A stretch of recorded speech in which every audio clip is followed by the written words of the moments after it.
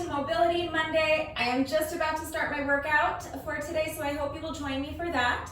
For this workout, all I'm using is one dumbbell and my jump rope, but you do not need any exercise equipment whatsoever to follow along because I will be providing equipment-free substitutions. You will, however, be much more comfortable with something soft beneath you, so definitely grab an exercise mat or a yoga mat if you have one. If you don't have a mat, a towel should suffice. And if you're working out on a carpeted floor or on grass, you may not need anything at all. There are timestamps in the description box down below the video, so if you would prefer to just skip straight ahead to the workout, you can go ahead and use the chapter markers to do that. But if you would like to try this week's mobility challenge with me, we're actually going to be doing the mobility challenge before we get into the workout. We usually do the mobility challenge after the workout, but the reason we're doing it before the workout today is because the exercise that we are doing for our mobility challenge is going to be included in the workout. So before you begin the workout, I want you to make sure that you can do this mobility challenge, because if you cannot do it, you are going to either need to modify this exercise, or if you prefer, you can just eliminate it and the workout will still be just fine without the mobility challenge exercise included. So that's an option. I will be providing a full tutorial. I will explain and demonstrate all of the exercises that we are doing today. I will also be providing equipment-free substitutions and beginner modifications, but before we get into all of that, we're doing the mobility challenge first. So again, please just use the chapter markers to navigate to whatever portion of the video is relevant to you. If you're not interested in doing the mobility challenge with me, then you can just skip ahead to the tutorial. And if you don't feel like you need to watch the tutorial, you can skip ahead to the warm-up. If you want to do your own warm-up and you don't want to do my warm-up, you can skip ahead to the workout, okay? So there are chapter markers. Please use them. But if you do want to do the mobility challenge with me, let's go ahead and get into that right now. So I am watching the mobility challenge right now. So I'm going to show you what I'm looking at. We'll watch it a few times together so that you can see what it is that we are about to attempt. So here we go. Very simple. This is called the Senada get up. She's just starting on her back. Her feet are flat on the ground and her arms are extended overhead. And then she's sitting up, and in one smooth motion, you can see she's really not throwing her body forward or using any momentum. She's sitting up, her feet are staying planted and flat on the ground, and then she's shifting her weight forward and coming up to a standing position. Her arms are extended out in front of her as she stands. And now I want you to watch her as she comes down. Watch her booty right there.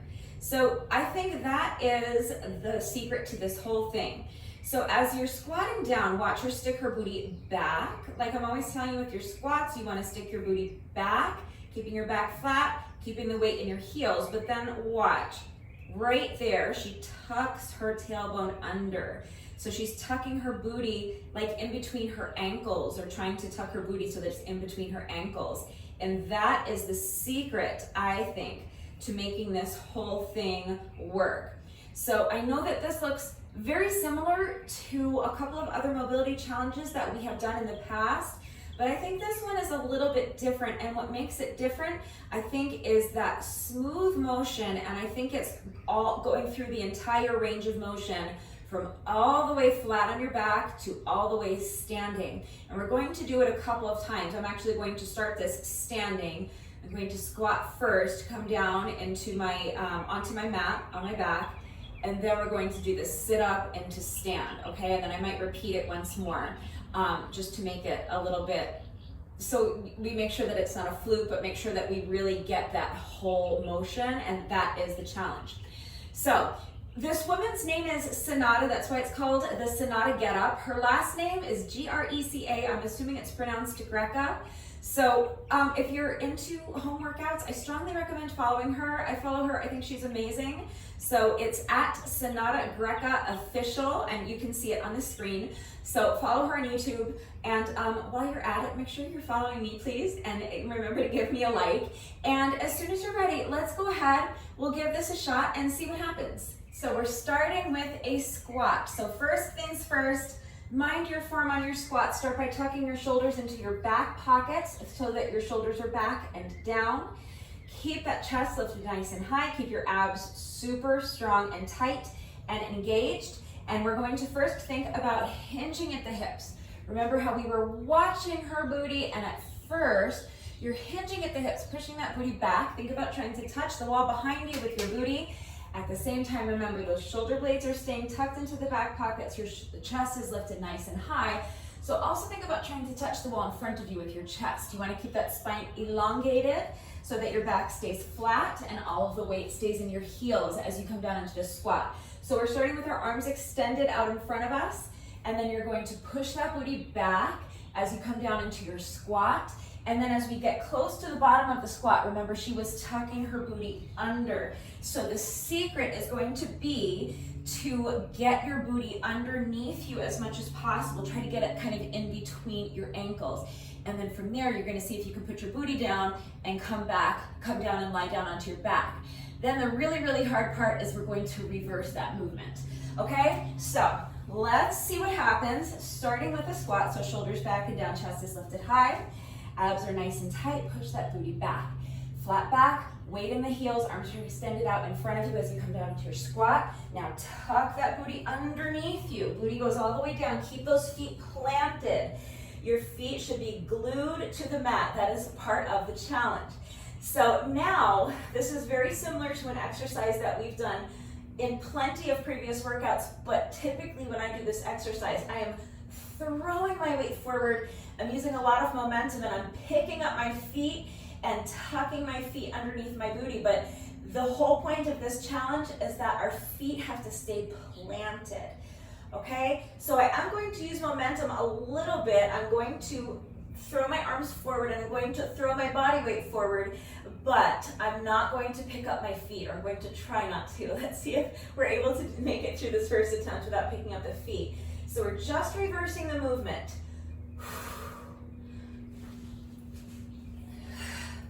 And we did it, okay? So that's the Senada getup. And doing it without weight is actually really, really difficult. So if you want to try it with some weight, that might actually make it a bit easier. So if you want to hold on to a dumbbell or a kettlebell or a medicine ball or something like that, or a household item, like maybe a bag of dog food, or like bag of kitty litter or something like that, or a bag of rice or potatoes, okay? Whatever you've got. That might actually make it a bit easier. And the reason for that is that it gives you more weight to create a little bit more momentum. If you have weight that you're holding on to, that's more weight that you're able to throw forward as you're getting up, and it's going to help you to create the momentum that you need. But the point, again, is to make this nice and smooth. So we did it just once. My goal is going to be to string a couple of these together. So for attempt number 2, remember, if you did not get it the first time, that's fine. I know it's been a long time since we've done a mobility challenge, but as always, with every Monday mobility challenge we have ever done, warped wall rules. So that means you get 3 attempts. So if you are, it's American Ninja Warrior, you get to the warped wall and you're allowed to fail twice, as long as you are successful on that 3rd attempt. That means you have successfully completed the obstacle. So warped wall rules. If you were not successful the first time, we're going to try it again. You get 2 more chances. So shake out the arms, shake out the legs, and really, really pay attention to your form. Really, really pay attention to tucking that booty underneath you. Get your booty as much underneath you as you can. That's the whole secret to this. Okay, so when you're ready, I'm starting towards the front end of my mat. My feet are about shoulder width apart. Extend your arms out in front of you. Now come down into your squat. Get that booty underneath you, all the way down onto your back with your arms extended overhead. Make sure your feet are glued to the mat the entire time. Now we're going to reverse the movement. So coming forward to stand. Now let's do another one. Let's try to string it together a little faster. So squat, booty down, reverse the movement.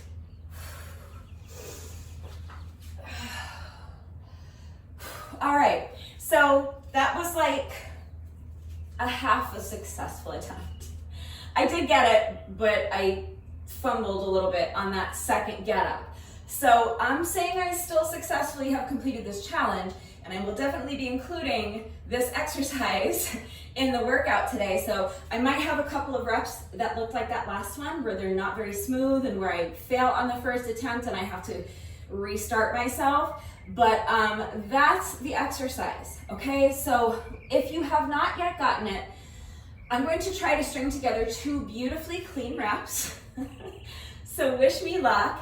That is the goal. And if you do not get it after this 3rd attempt, then we'll talk about some modifications that you can do if you still want to include this exercise in the workout.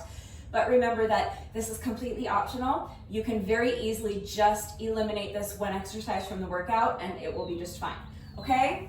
But let's go ahead and try it one more time. So now I've talked us through it a couple of times.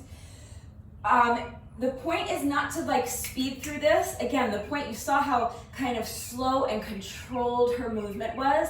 That's what we're going for. So we're not speeding through it, we're not rushing through it, and we're not relying on momentum. We want the movement to be slow and under controlled, but I do want to try to start stringing the movement together so that it flows better.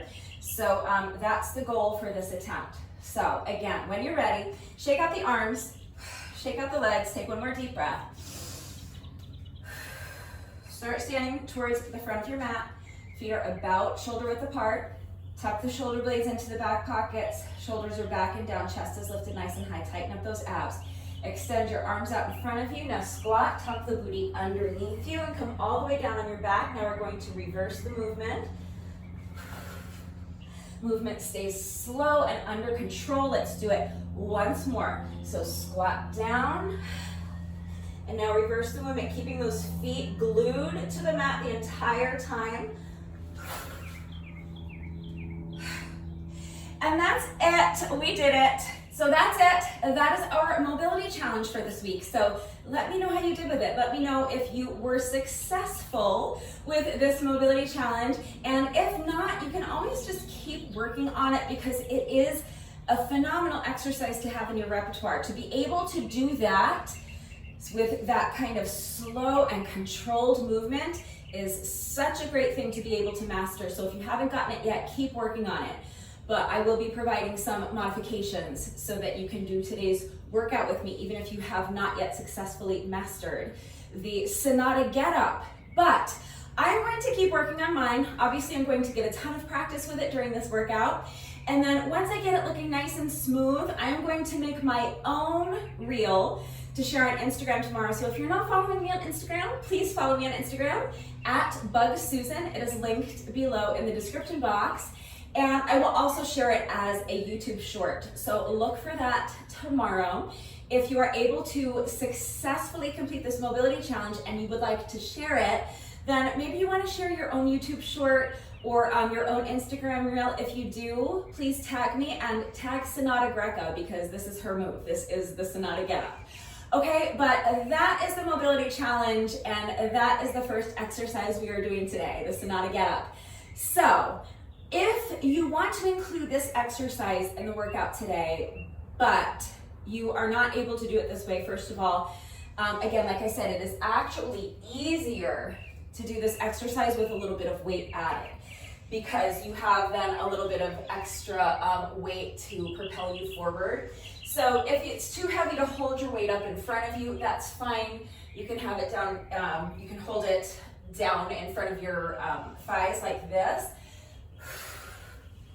And that way, when you throw your weight forward, it is so much easier when you have extra weight. So try it holding onto a dumbbell or a kettlebell or a medicine ball or something. You will be surprised at how much easier it is. Now, if you cannot do the exercise with your feet glued to the floor, this is an exercise we have done many times before, and it is a lot easier if you don't worry about the movement being so smooth and under control, and if you don't worry about keeping your feet glued to the floor. You can kind of pick up your feet and tuck your knees in and tuck your heels really close to your booty. If you allow yourself to use some more momentum, you can do the same exercise. It just won't be as pretty. And it'll be a little bit different, but it's basically the same exercise. We've done it many times before. It looks like this. Typically when I do this exercise, I add like a little crunch, and then it makes it easier as I'm throwing my weight forward. It makes it easier to start with straight legs, and then I can really tuck those knees in, tuck those feet under my booty. Same thing, okay, but you're using a little more momentum. So you can try it like that as well, and again, it is easier with weight. So if you want to try it holding onto a kettlebell or a dumbbell or a medicine ball or something like this, it is easier. You can start with your legs straight and the weight extended overhead. That's going to give you the most momentum. So as you throw your weight forward, you're tucking, you're bending your knees as much as you can, tucking those feet underneath you, and it's kind of a breeze. Okay, so those are a few modifications. If that's still too difficult, then you can use your hands for support. Challenge yourself to use them as little as possible, but you can use them as much as you need. So do your best. If you get here and you need just a little bit of assistance, just use your hands to assist you, okay? Again, use it as little as possible, but use it as much as you need. That's another option, okay? And then you can do the same thing. Squat, if you can't get your booty down without a little assistance, fine. Again, use your hands as little as possible, but as much as you need. And if that's still too difficult, then you can substitute with any sit-up variation or crunch variation, or if you prefer to work on the squat aspect, you can just do air squats or any squat variation you want, okay? But remember that you also have the option of just not doing this exercise, and it'll still be a great workout, okay? But that's the first exercise. That is the Senada getup. Now for the remaining exercises, I'm going to be using one dumbbell. For reference, and for reference only, this is a 10-pound dumbbell.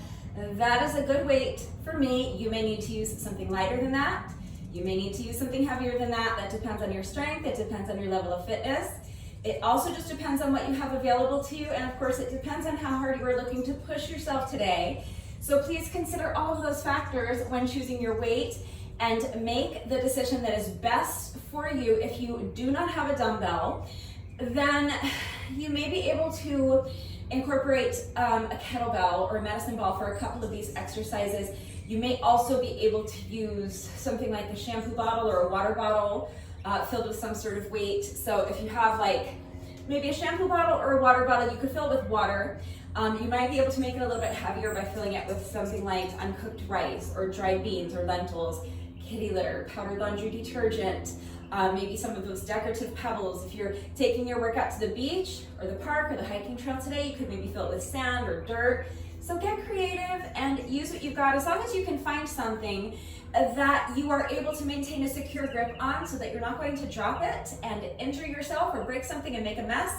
And as long as it is not too heavy for you, as long as it is not too heavy for you, let me enunciate a little bit more clearly so that everyone is safe. As long as you can find something that is not too heavy for you and you're able to maintain a secure grip on it, then any number of household items can work. And again, if you're taking your workout to the beach or the park or the hiking trail, you could probably find like a rock, like a big heavy rock that will work. If you follow Senada on YouTube, you'll see her do this all the time. She lives close to a beach, and she'll go to the beach, do a workout on the beach, and just grab a big rock. Okay, so get creative and use what you've got. Now, something other than a dumbbell, like if you're using a household item or a rock, it's not going to work for all 5 exercises, but it will work for some of them. So use your common sense. If you have nothing at all that is going to work for weight, or you just don't feel comfortable adding weight to the workout, that's fine. The added weight is optional, and I will be providing the equipment-free substitutions. So don't worry if you don't have weight. All right, so the first exercise is dead bugs, and this is an exercise we have done many, many times before. We've done many different variations of this exercise. So today I'm doing this exercise holding on to just one dumbbell, and I'm holding my dumbbell like this. I have one hand on either side of the dumbbell. I'm going to come down on my back on the mat, and I'm going to have both knees bent, feet elevated so that my knees are at about a 90-degree angle. And then I'm going to press the weights straight up overhead like this. And now I'm going to, with control, I'm going to slowly lower my dumbbell down until it taps the ground and then reverse the movement, okay? As I do that, I'm going to lower one leg at a time down to the ground, tap the heel on the ground, and then reverse the movement, alternating legs with each rep. So those two things are happening simultaneously. So as I'm lowering both arms, I'm lowering just one leg. Tap the dumbbell down, tap the heel down, and then reverse the movement. Return to the starting position. Other leg. So lower the dumbbell down, at the same time lower the opposite leg. Control the movement as you return to your starting position. Now, a couple of things. First of all, definitely make sure the movement's under control. You're not allowing gravity to do any of the work. So you're not just dropping the dumbbell down, you're not just dropping your heel down. The movement should be absolutely under control. Number two, as you are lowering one leg down to the ground, do your best to make sure that the other leg stays perfectly still.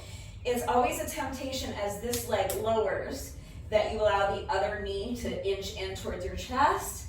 We're working against that. If it happens a little bit, it's not the end of the world, but think about trying to keep this knee, imagine there's a wall here, and you cannot physically bring this knee any closer to your chest. Do your best to keep this knee exactly where it is, not let it move at all. As you lower the opposite leg down, and then same thing as you switch legs, think about not letting this knee move closer to your chest at all. All right, that's what you're working towards. The other thing I want you to think about is tilting your pelvis forward. So if you just lie here relaxed, what's going to happen, or what should happen, is that there's naturally a curve in your low spine. And what that means is that there's likely to be a little bit of space between the small of your back and the mat. So do you see how I can stick my hand right in between my low back and the mat? We want to get rid of that, and you do that by tilting your pelvis forward. So think about pressing your low back into the mat. Do you see how now there's no space between my low back and the mat? I can't fit anything underneath there. So think about that the whole time. Think about holding the mat down with the small of your back. That is how you're going to really target those deep core muscles, okay? And that's dead bugs. That's the version we're doing today. So legs at about a 90-degree angle, heels are elevated, extending the arms straight up, holding the dumbbell right up above your shoulders, pressing the low back into the mat, and then lowering your arms down with control, lowering one leg down with control, then reversing the movement, alternating legs with each rep, okay? Slow, controlled movement, keeping that low back pressed into the mat the entire time so that your deep core stays engaged. You can absolutely do the same thing without holding onto any added weight. When I do it that way, I alternate arms as well. So I do opposite arm, opposite leg. So starting here, instead of lowering both arms down to the ground at the same time, you can do that, that's fine.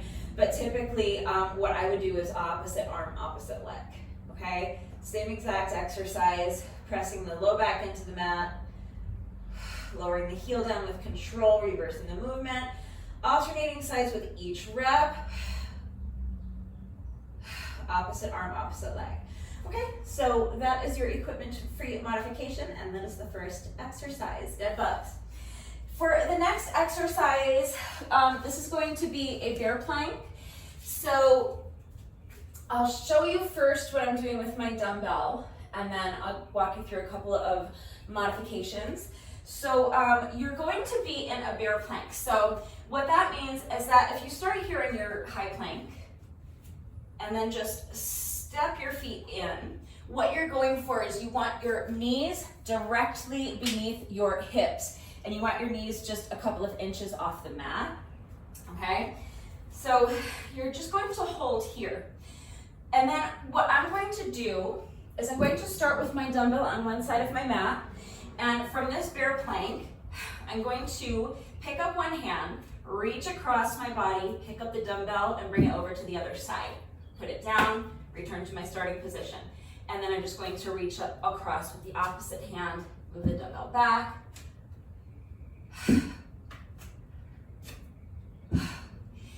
you're working out on a surface that allows you to slide your dumbbell or your kettlebell, that's even better. Or you can do this with a sandbag. You can slide your sandbag. So anything that you can slide along the floor of the ground is great. If not, you can just pick it up and move it like I'm doing. And for this one, for the first exercise, a water bottle or shampoo bottle will work. Same thing with this. So pretty much anything will work for weight. But if you don't have any weight, then it's not going to make any sense to drag something invisible. But what you can do is bear plank shoulder taps. So you can just, from your bear plank, you can just pick up one shoulder at a time, or one, what is this, a hand. Pick up one hand at a time and tap the opposite shoulder. That would be probably the best substitution. Or maybe you could walk, if it's too difficult to pick up, one hand, you could walk your feet out and in. So alternate between your high plank and your bear plank. But really, any kind of plank exercise will work if you're able to be in a plank pose while balancing on one hand. Then any kind of, so like you could do your shoulder taps from here instead of a bear plank, that would be fine. You could do Senada planks, just rotating into a side plank, alternating sides with each rep. So really any kind of plank exercise with or without weight will work. Now, here's the thing is that for this exercise, and I know I'm going to regret this, I'm going to be resting in plank. So it's going to be super tough. I'll get into the format of the workout after we've gone through all of the exercises, but we're going to be on 10-second rest intervals and 20-second work intervals. So for this exercise, I'm already regretting this decision. The exercise is this. Okay, so we'll do that for 20 seconds. For our rest interval, I'm going to be resting in my plank pose, okay? You don't have to. You can just rest for the rest intervals. Just make sure in your plank pose that your head is in line with your spine. So if you imagine that you are standing with your back up against the wall and just gently pressing the back of your head into the wall, that is where you want your head to be. Nice up and down in line with your spine. So you're trying not to let your head droop down towards the mat like this. You do not need to overcorrect by hyperextending your neck and jutting your chin out. Head in line with the spine, shoulders away from the ears. So if you find that you're kind of sinking into your shoulders like this, you want to fix that by pressing the ground away from you. Push yourself up as high as you can in your plank pose so that your shoulders are away from your ears. Make sure your abs are super strong and tight and engaged. You want to use your ab muscles to lift your hips up high and keep them lifted high. So if you find that your hips or your belly are kind of drooping down towards the mat like this, tighten up those abs, lift the hips nice and high, keep your back flat the entire time. Okay, so I will be, for as long as I can, spending my 10-second rest intervals for that exercise in plank. But that is my second exercise, bear plank with the dumbbell track. All right, for my third exercise, for the third and fourth exercises, these exercises are where your water bottle or your shampoo bottle or your rock are probably not going to work. So you'll need to apply the equipment-free modifications for these, but it's super easy to do. And the reason for that is because for these next two exercises, I'm going to be holding my dumbbell in between my feet. And the end of the dumbbell makes that possible. But if I have just something that's straight up and down, like a water bottle or shampoo bottle, there's going to be nothing to kind of hook my feet onto. So this is what I'm going to be doing. So we're doing leg lifts. So you can just do leg lifts without the added weight. We'll get to that in just a minute. So I'm going to have my hands underneath my booty to make this more comfortable. I'm going to extend my legs straight. You can see I have my dumbbell standing like this. And then I'm just going to place my feet on either side of the dumbbell. And I'm going to lift my dumbbell using my feet to kind of grab on to the dumbbell. So just lifting and lowering the legs with control. Okay, it's actually really, really challenging with the added weight. So even if you're using a dumbbell and you're able to kind of hold it in between your feet, you might opt to do this exercise without any added weight anyway. So same thing, again, I just like to have my hands underneath my booty for comfort. And same thing, if you're not holding onto a dumbbell, you'll be able to increase your range of motion. Obviously, I can't do this holding the dumbbell because the dumbbell would fall on me.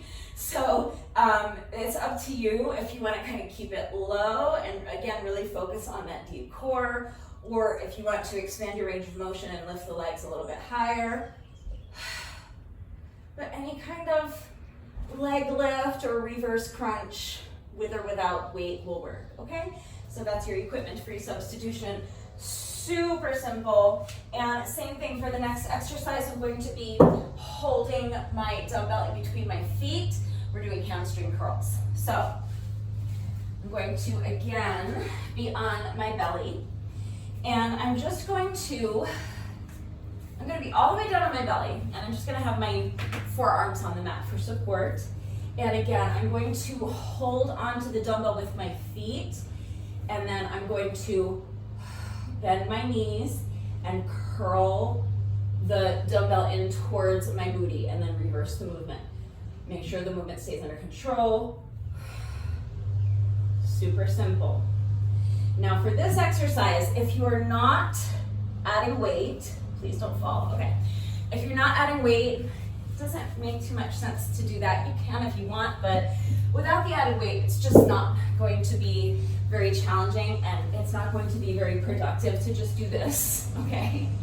So what you really could do is something like a Supergirls or Supermans, if you prefer, or like a variation on those where you could maybe add like a little hamstring curl. So you could really just do this or some kind of chest lift maybe. But then what you could do if you want is like a chest lift and then add a little hamstring curl, and as you do that, maybe twist, tap the opposite heel.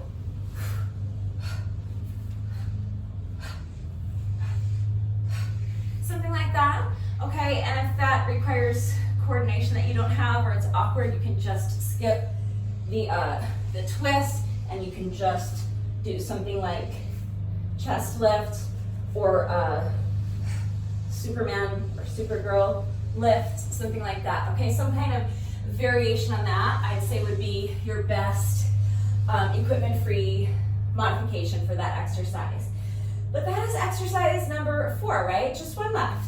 So for the 5th and final exercise, I'm going to again come down onto my back, and we're going to start in a glute bridge raise. So without any added weight, this is what you're going to do. So my knees are bent, my feet are flat on the mat, I have my arms down to the sides. Now I'm going to press my heels into the mat. Visualize actually pressing the ground away from you. You're going to lift your hips up as high as you can and squeeze those glutes. Now from here, you're just going to march. So you're going to pick up one foot at a time, drive that knee towards your chest, and then reverse the movement. Keep your hips lifted. Keep your glutes engaged the entire time. Other leg. So you're just marching in place, keeping that entire core engaged the whole time to keep those hips lifted high. And that's it. Super simple. If the marching is too difficult, if you're a beginner, just hold here. You can just hold your glute bridge pose. That's absolutely fine. You'll hold here for the work interval and then lower those hips down with control, rest, and then you get a 10-second rest break. And then with the next work interval, press your heels into the ground, lift those hips up high, and just hold here for 20 seconds. Squeeze the glutes, keep your entire core engaged, and when it's time to rest, make sure you're lowering your hips back down with control, okay? So that's your equipment-free modification and your beginner modification. If you're adding weight, we're back to anything will work for weight. So grab your rock or your household item or your kettlebell or your medicine ball, whatever you're using for weight. Again, please just be smart, be safe, use your common sense. We are going to be holding the weight up like this. So please make sure that you are 100% confident in your ability to not drop a dumbbell or a kettlebell on your face, please. All right, it should go without saying. So exact same thing. From here, you're going to press your heels into the mat, and it's the same exact exercise, but you're just holding this weight up above your shoulders the entire time. So you're just going to march from this glute bridge raise position. Super simple, okay? Same thing. Pressing those hips up as high as you can the entire time, squeezing those glutes the entire time, and making sure that your entire core stays engaged the entire time. But that's it. That is all 5 exercises. I am also going to be doing jump rope, but if you do not have a jump rope, that's fine. First of all, you can eliminate the jump rope sections if you prefer, but if you would like to include those little cardio interludes, we're going to be doing 2 minutes of moderate paced cardio after each of those 5 exercises. So I'm just going to be jumping rope for 2 minutes. Any style of jump rope you want to do is fine. I always just kind of jog in place like this while I'm jumping rope. And I'm going to be attempting to jump rope barefoot or in my stockinged feet today, so essentially barefoot. I almost never jump rope without shoes on, but I've been working on trying to strengthen my feet lately, so I want to challenge myself today to do my jump rope sections without any shoes on. So I'll do my best. If you want to wear shoes, that's fine. But just so you know, my jump rope sections might look a little awkward today. I might look a little tentative, and it's because I'm not used to jumping rope without my shoes on. So we'll see what happens. But I'm just going to be doing 2 minutes of jump rope. My goal is going to be to string together 2 unbroken minutes of jump rope without tripping over my jump rope. But if I trip, I trip. It's fine. The point is I'm going to set a timer for 2 minutes and just jump rope as cleanly as I can for 2 minutes, which for me is not usually very clean. You will probably see a lot of jumping or a lot of tripping over the jump rope. Hopefully more jumping than tripping. But just do your best. Any style of jump rope you want to do is fine. When I jump rope, I always just kind of jog in place like this. But if you are more comfortable jumping with your feet together, fantastic. Jump with your feet together. If you excel at jump rope and you would like to do a more challenging jump rope variation, then by all means you can do high knees, you can do jump rope jacks, you can do a boxer shuffle, it doesn't matter, okay? Any style of jump rope you want to do is fine, and if you're really good and you can like switch it up, you know, just freestyle 2 minutes of jump rope, any way you want to get it done is fine. If you don't have a jump rope, again, you can eliminate those little 2-minute cardio sections if you want, or you can just do something else for cardio. So 2 minutes of cardio, doesn't matter. You can just pantomime jumping rope. That's absolutely fine. You can pantomime jumping rope with your feet together, or you can pantomime jumping rope like I do. But again, this is essentially just jogging in place. So you don't necessarily have to pretend to be jumping over an imaginary rope. You really can just jog in place. If you want to make it a little bit more intense, you can do high knees. You could do jump rope jacks, you could do mountain climbers, pendulum, okay? It doesn't matter, or did I say jump rope jacks? Jumping jacks, if you don't have a jump rope. Any kind of cardio exercise you want is fine.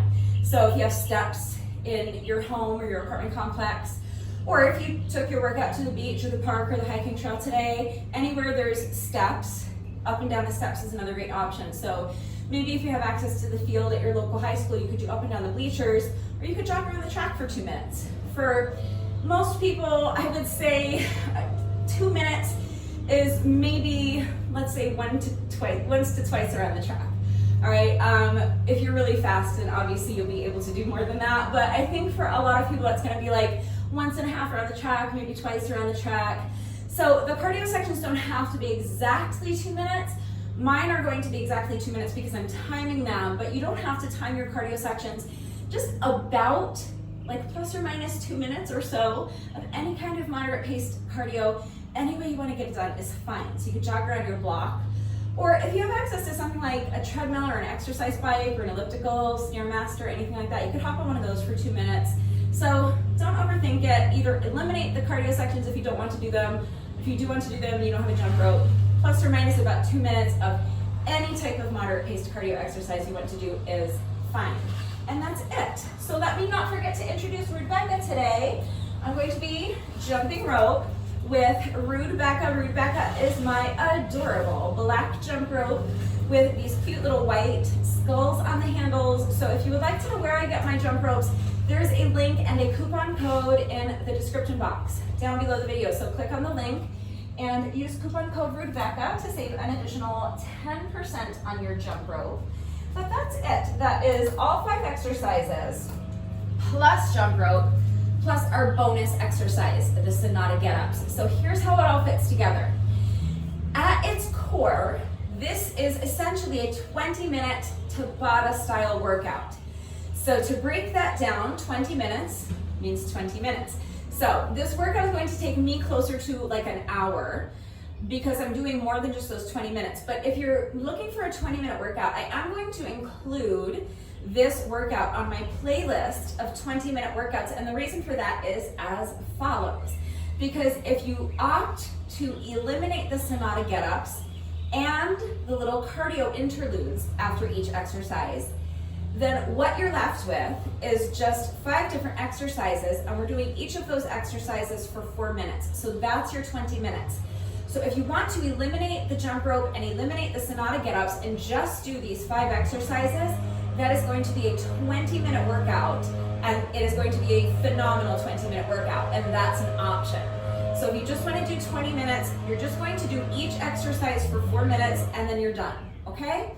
So 20 minutes Tabata. Tabata style means, specifically, it's interval training, but a lot of people are under the impression that high intensity interval training and Tabata are synonymous. They are not.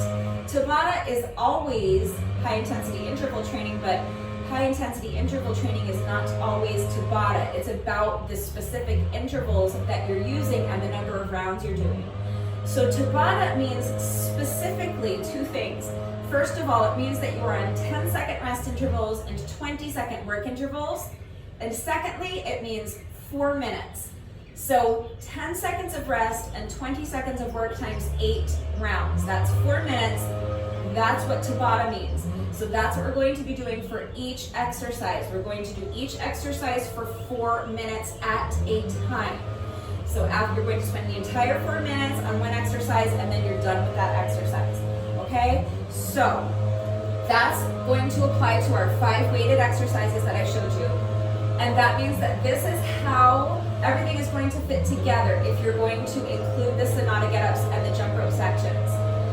Before each of our 5 weighted exercises, I am sorry about all the weed whacking. I'm sorry. I just have to shout over it. Bear with me, please. Before each of our 5 weighted exercises, we are going to do 10 Senada getups. After each of our 5 weighted, I think I said 4, after each of our 5 weighted exercises, we are going to do 2 minutes of interval jump rope. So by the end of the workout, if you do the whole workout with me, that means we will have completed a total of 20 minutes of Tabata style HIIT, plus 50 Senada getups, plus 10 minutes of moderate paced cardio with the jump rope, okay? So 10 Senada getups, then our first weighted exercise for 4 minutes, 10-second rest intervals and 20-second work intervals times 8 rounds, then 2 minutes of jump rope. That's the pattern. 10 Senada getups, 4 minutes of the weighted exercise, 2 minutes of jump rope. So then we're just going to repeat that pattern for the next exercise. So after we finish our first 2-minute jump rope section, we'll do another 10 Senada getups, then we'll do our second weighted exercise for 4 minutes, and then we'll do another 2 minutes of jump rope. Then we'll repeat the pattern again. So we'll move on to exercise number 3. Before we get to exercise number 3, we'll do 10 Senada getups, then we'll do the third weighted exercise, 2 minutes of jump rope, and so on until we have completed all 5 exercises that way. So it's always going to be 10 Senada getups before the weighted exercise, and then 2 minutes of moderate paced cardio after the weighted exercise. And we're just going to work our way through all 5 exercises that way. All right, so that is the format. Hopefully that is all clear. Please remember that I do always take the time to type out the instructions in the description box down below the video. And of course, I'm going to do the entire workout right along with you. So watch me do it, read the instructions. But then of course, as always, if anything is unclear with the format and how everything fits together. If you have any questions about the exercises that we are doing today, if you have any doubts about how to do these exercises with the correct form, or if you need any further help with equipment-free substitutions or beginner modifications beyond what I have already provided, please remember that I am always here to help. So ask questions if you have them. It's really important that you understand how to do the exercises correctly before you begin the workout, so that you reduce your risk of injury, and also just so that you make sure that you're getting the maximum benefit out of each exercise. And hopefully you guys know that it is incredibly important to me that all of my workouts are always accessible to anyone and everyone who wants to do them with me. So I am always here to help facilitate that. Please do not hesitate to reach out if you have questions or if you need help. I also want to remind you, especially if you're going to be working out along with the video. So I always give you all of the instructions and I tell you how to set your timer, so that if you prefer to just get the instructions and then go do the workout on your own, that's absolutely an option. But if you want to stay here and do the workout with me, please, especially if you're working out with me, make sure that you are going at your own pace. So if you are in better shape than I am, if you're stronger than I am, then you are definitely going to be a lot faster than I am. You'll be completing a lot more reps of each exercise during the 20-second work intervals than what you're going to see me be able to do. And that's great. If you're faster than I am, be faster than I am, just as long as you are not losing anything off of your form to get there. So if you're racing to stay ahead of me because you're competing with me and you want to beat my score, that's great.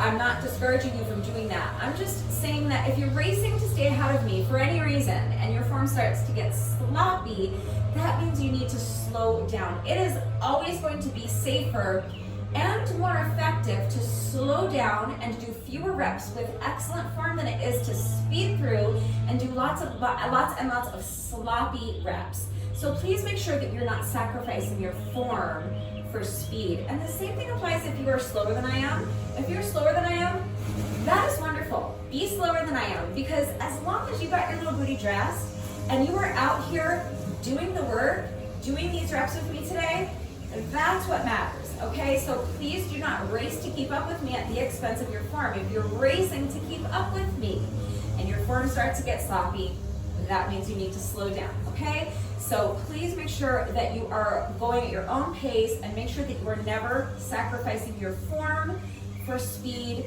Please make sure that you are working to your own level.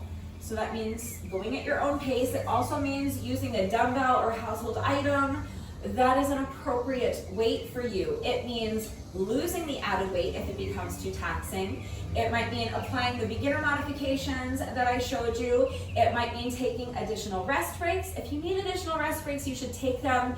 Challenge yourself to keep any additional rest breaks as short as you can, but they should be as long as you need. I only want you to resume the workout once you feel that you have regained enough strength and you have enough stamina so that you can continue with good form. So please just be smart, be safe, use your common sense, listen to your body, make sure you're going at your own pace, make sure you're minding your form, work to your own level, always make the decision that is best for you, and just do your best. Please remember that your best is always good enough, so let your best be good enough. Hopefully I have covered everything. If you're ready to go ahead and start the workout, gather whatever equipment you need. So for me, that's just one dumbbell, my jump rope, and an exercise mat. So if you don't have a dumbbell, look for a household item that will work, maybe a shampoo bottle or a water bottle filled with some sort of weight. Again, if you have absolutely nothing that's going to work for weight, or you just don't want to add weight to the workout for whatever reason, you have your equipment-free substitutions. Grab your jump rope if you have one, and if you're jumping rope with me today. If not, again, remember, you can either eliminate the jump rope sections or you can substitute with any other kind of moderate paced cardio exercise you want to do while I'm jumping rope. But you will definitely be more comfortable with something soft beneath you for this exercise. So grab, or for this workout, for every single exercise in this workout basically. So grab an exercise mat or a yoga mat if you have one. If you do not have a mat, maybe a blanket or a towel will suffice. If you're working out on a carpeted floor or on grass, you may not need anything at all.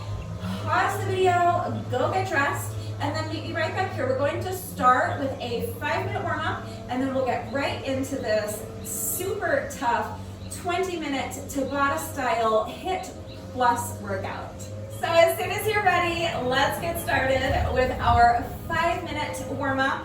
You're going to begin by just allowing your head to fall towards one shoulder. Place your hand on top of your head and just rest it there. Make sure that you're not actively pulling your ear down towards your shoulder. Your arm should be completely relaxed. You're just using the weight of your arm to gently stretch the opposite side of your neck by just allowing gravity to do all of the work. Now we're going to switch sides.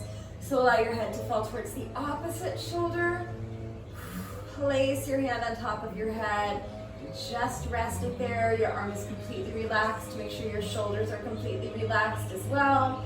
It should be down, away from your ears. Next, we're going to do some head rolls. So start by allowing your chin to fall first towards your chest, then towards the opposite shoulder, and back.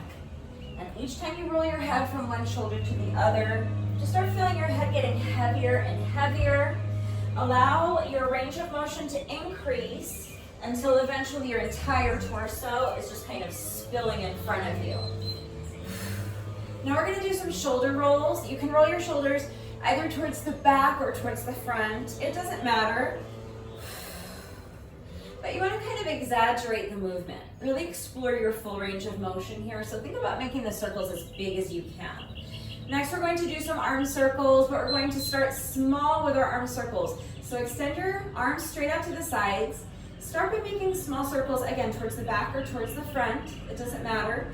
But as the interval progresses, you're going to start making your circles bigger and bigger until finally you're making your circles as big as you possibly can.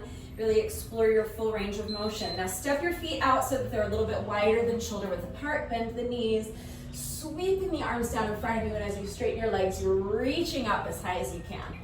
Each time you bend your knees, you're allowing your range of motion to increase little by little, sinking deeper and deeper into that squat. Now keep your feet planted right where they are. They should be wider than shoulder width apart. We're just going to lunge side to side, nice and easy. And now add the arms. So now with each lunge, I'm just reaching my arm across my body. Think about trying to throw your arm across the room. Really waking up those shoulders. Now step the feet in. We're just going to march in place. Super simple. Start with the knees low, but gradually as the interval progresses, you're going to start driving your knees up, higher and higher towards your chest, until finally you're driving your knees up as high as you can. Now jog in place, we're going to do the same thing. Starting with the knees low, but gradually as the interval progresses, you're driving those knees up, higher and higher towards your chest, until finally you're driving your knees up as high as you possibly can. Next is booty kicks. So keep jogging, but this time with each step, you're bringing your foot behind you. Really try to kick yourself in the booty cheek with your heel. So for this next one, if you struggle with balance, you can hold on to the wall or a chair for support. If not, hands on the hips is fine. You're going to pick up one foot and just swing the leg front and back. Nice and loose. Just waking up those hip flexors. We're going to do the same thing on the other side. So you put this foot down, transfer your weight, pick up the opposite foot, and just swing the leg front and back. You can start with your leg low, and as the interval progresses, you can start expanding your range of motion a little bit, swinging that leg higher and higher. Now put this foot down, transfer your weight again, extend the other leg out in front of you, and then bring the leg around and behind, making a semicircle with your leg, lifting the leg higher and higher each time. And then we're going to do 2 hip circles. Other leg. Extend the opposite leg out in front. Bring the leg around and behind. Lifting the leg higher and higher with each semicircle. And now 2 hip circles. Drive the knee up towards your chest and use your hand to guide it around. Finishing with the hamstring stretch. Feet wide apart, bend, hinge at the hips rather, and do forward bend, forward fold. I can't say words today. You want to keep your back as flat as possible in this stretch to help isolate your hamstrings more effectively. So if you want to use the wall or a chair or the arm of your couch to assist you, it might make it a little bit easier to keep your back flat, might make it a little bit more comfortable, and you might find that this stretch is a little bit more accessible for you. But that's it. That's our little 5-minute warm-up. So let's get right into the workout. We are starting with 10 Senada get-ups or something similar. Remember, these are more challenging without the added weight. So if you want to hold on to weight while you're doing this, it will actually make it a little bit easier. You're starting with your feet about shoulder width apart. Extend your arms out in front of you. Now we're going to come down into a squat. Tuck that booty underneath you. Booty down. Come all the way down into your back with your arms extended overhead. Now remember, your feet stay glued to the mat the entire time. We're going to reverse the movement. So sit up and get up. That's 1 rep. So we're going to do 10 of those, okay? So feet stay planted, arms extended out in front, squat, booty goes down. Now sit up and get up. That's 2. 8 more. Do your best.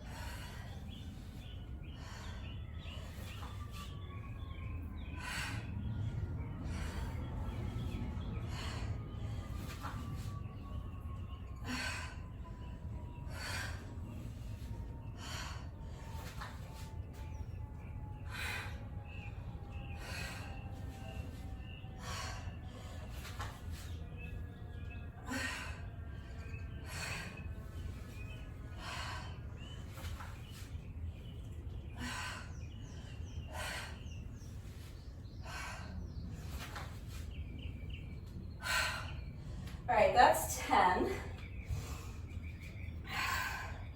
I had one little fumble in there, but overall not too bad. It's a really tough exercise.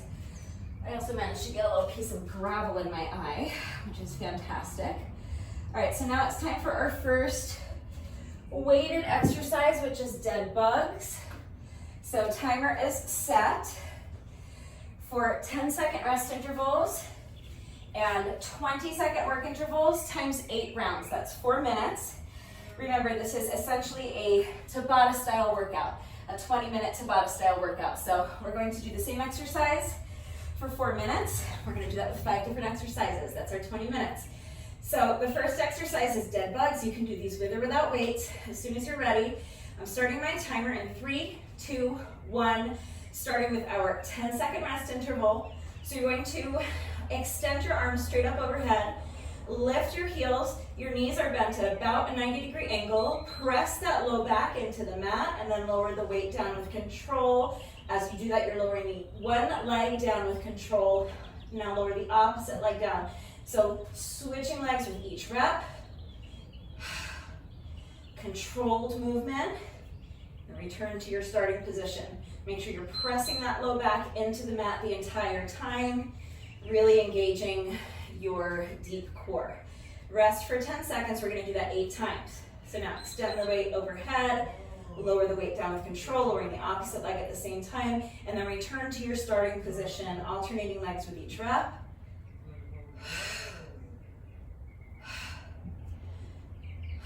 Make sure the movement is under control. Don't just let the weight drop down.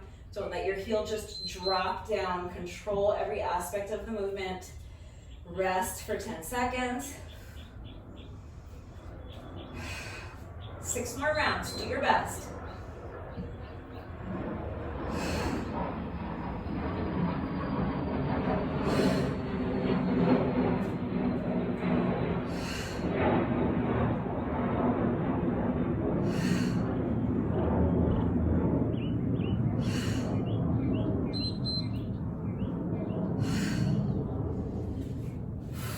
mindful of actively pressing your low back into the mat the entire time.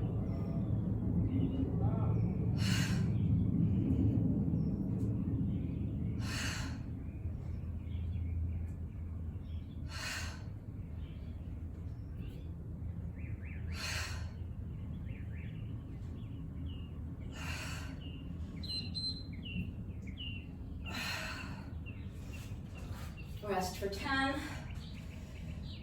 think I lost track of what interval we are on. I think we're at least halfway there, right? That was at least 4.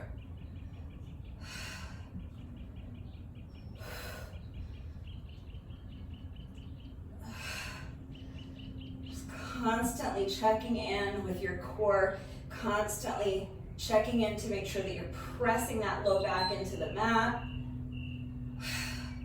Make sure if someone came along and tried to get their hand underneath the small of your back, they would not be able to do it.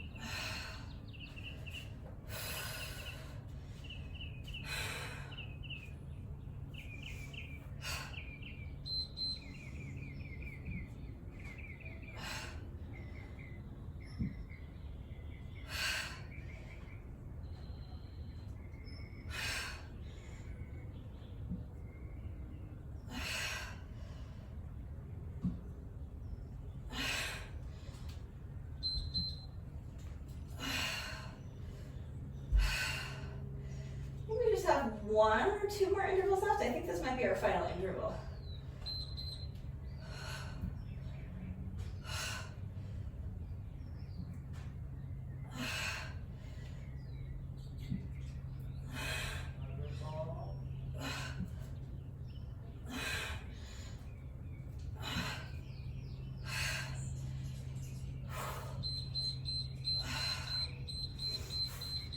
All right, that's our 4 minutes.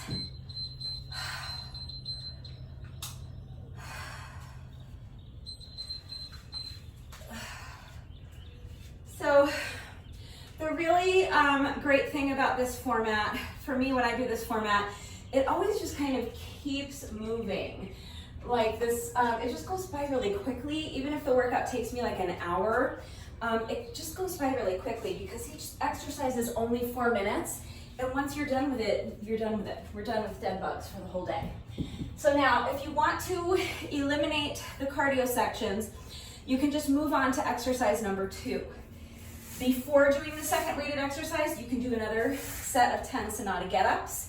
But remember, you can just move directly on to the second exercise and turn this into just a 20-minute Tabata style workout, okay? So you can really kind of mix and match the sections however you see fit.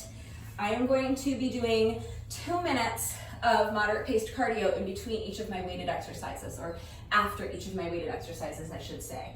So for me, that's just going to be 2 minutes of jump rope. So I'm just going to very quickly reset my timer for 2 minutes. Okay. And I'll just keep it on 8 rounds to make it a little bit faster. Okay, so I'm going to start with a 10-second rest interval just so that I have a few seconds to get ready and I don't lose anything off of my 2-minute work interval. So I'm starting my timer in 3, 2, 1. This is 10 seconds just to get ready. And now we're just going to jump rope for 2 minutes. Any style of jump rope you want to do is fine. So just do your best.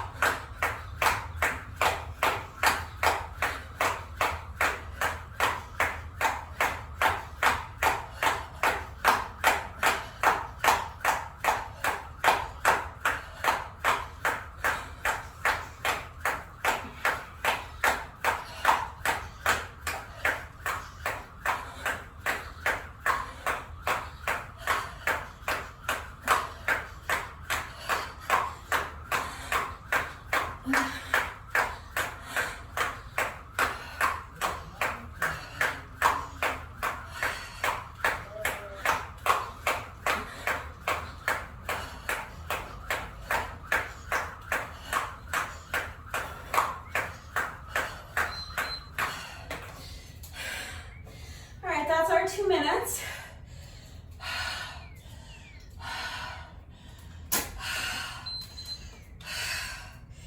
So now I'm going to reset my timer back to the way it was set before. So 10-second rest intervals and 20-second work intervals. Times 8 rounds. That's 4 minutes. And that will be our next weighted exercise. But before we get to that, we're going to do another 10 Senada get-ups. So remember, we're doing each weighted exercise for 4 minutes. Before each weighted exercise, we're doing 10 Senada get-ups. After each weighted exercise, we're doing 2 minutes of cardio. I really should pause and go inside, see if I can get this piece of gravel out of my eye, but I think it can wait. It's not hurting me, it's just a little uncomfortable, so I'd rather just get the workout done. All right, if you need a longer rest break, you can pause the video, come back when you're ready. I'm going to get right into these Senada get-ups. So 10 reps, do your best.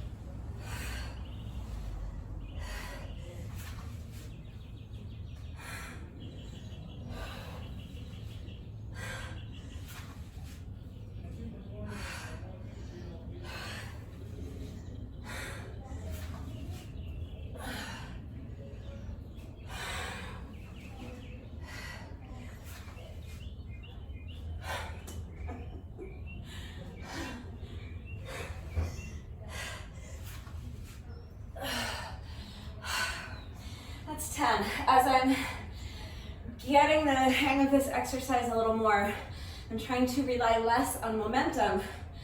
So I'm kind of playing around with it. That second to last rep was like, is it gonna happen or not? It happened. All right, so next is our bear plank exercise. Just going to be doing my dumbbell drag, except I'm going to be picking up my dumbbell instead of dragging it. You can do any plank exercise you want. And remember, for this exercise, for as long as I am physically capable of doing so, I'm going to spend my 10-second rest intervals in plank. So that is up to you. As soon as you're ready, we're starting with our 10-second rest interval. So if you want to just spend this first 10 seconds resting, great. If you want to rest in plank with me, here we go. Starting my timer in 3, 2, 1, and go. So holding this high plank, head is in line with the spine, shoulders are away from the ears, flat back. Now step the feet in, bear plank, and drag the weight from one side to the other.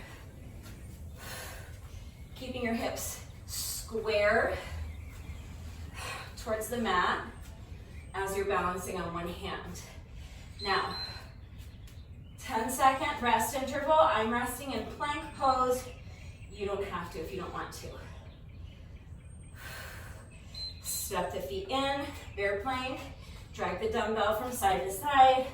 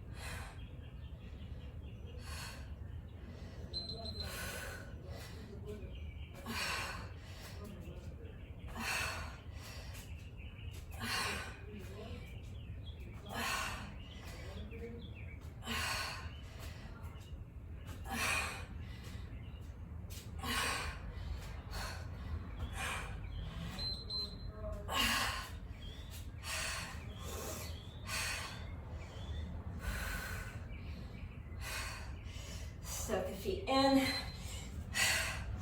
You want your knees directly under your hips.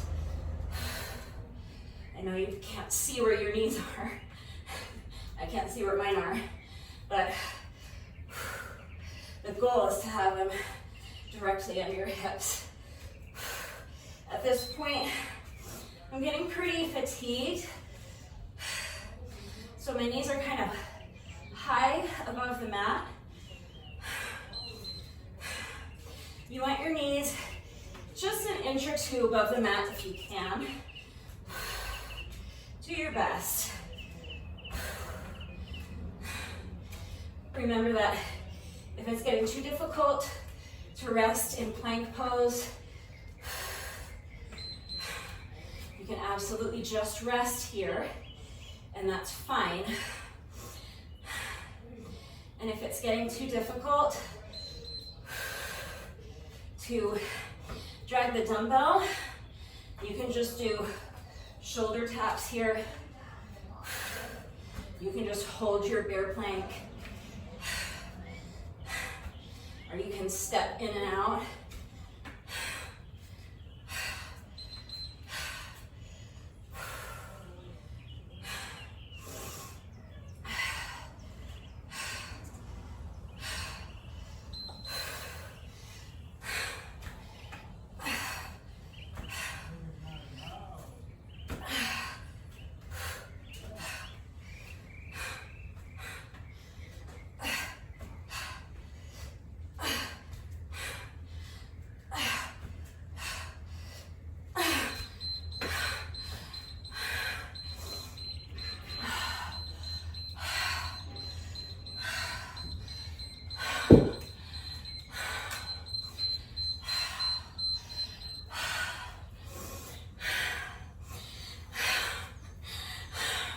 I'm staying down while I reset my timer. Nice job. That was super tough. So I'm just resetting my timer for my next 2-minute cardio interval.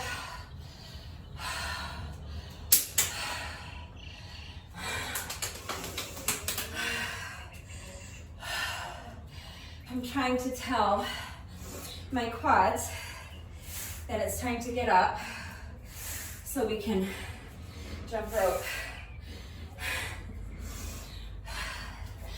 You know that meme? It's Jason Bateman from Arrested Development, I think. I'm like, get up, we're doing 2 minutes of jump rope. My quads are like, the fuck we are. Like, we'll see about that. All right, it's not gonna be easy. There might be a lot of tripping over the jump rope. Do your best. I'm gonna take these very shaky quads and attempt to jump rope for another 2 minutes. So as soon as you're ready, here we go, starting my timer in 3, 2, 1. This is 10 seconds. Just to get ready, take another breath. And now here we go, another 2 minutes of jump rope.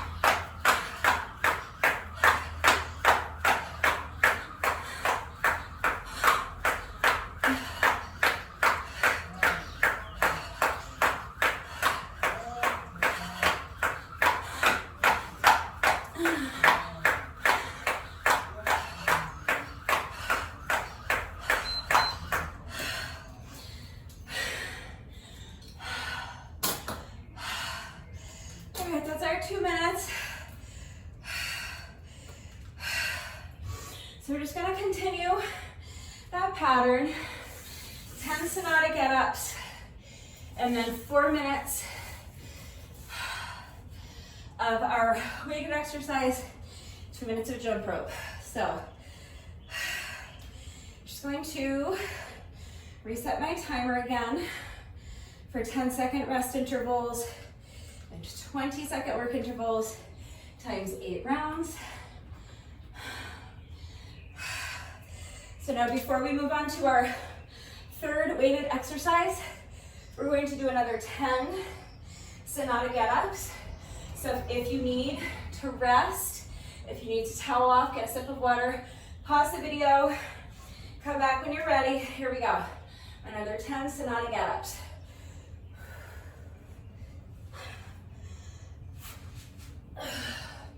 Really, it's a Senada get down and then a Senada get up. Because we're starting standing. Don't listen to me. That's 3. 7 more.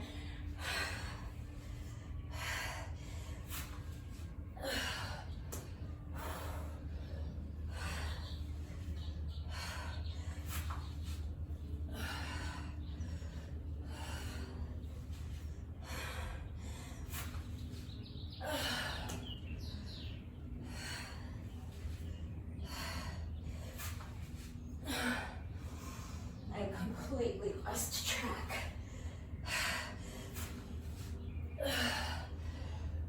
How many have I done?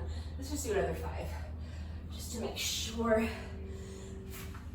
I'm sure I'm doing a couple of extra reps, but my mind was wandering and I lost track, so I'm just gonna do 3 more. I'd rather finish the workout knowing that I probably did a few extra reps than to spend the rest of the time wondering if I didn't do enough. So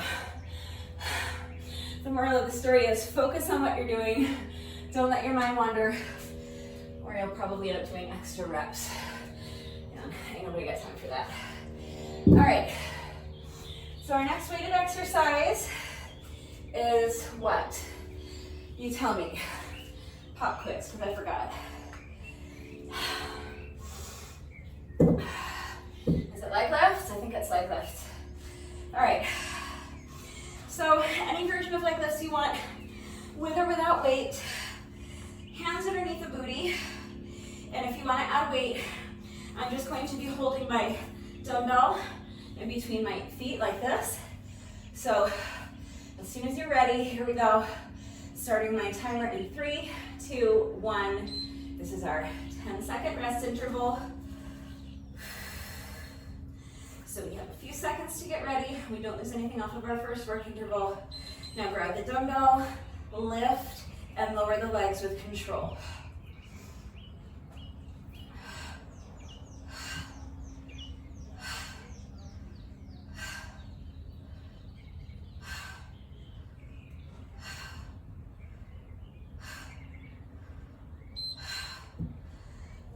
Rest for 10. I'm realizing that when I demonstrated this exercise, I had my back flat on the mat like this.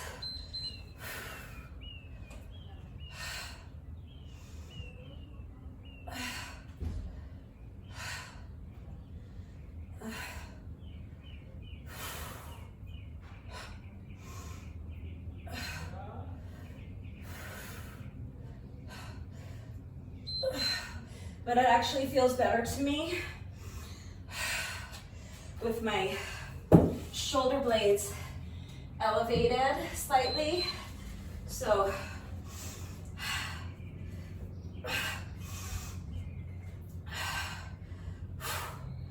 that's what I'm going to do. I lost a little bit of time off of this work interval, but it does make a difference because there's no way I could have gotten through the work interval without pausing to rest anyway.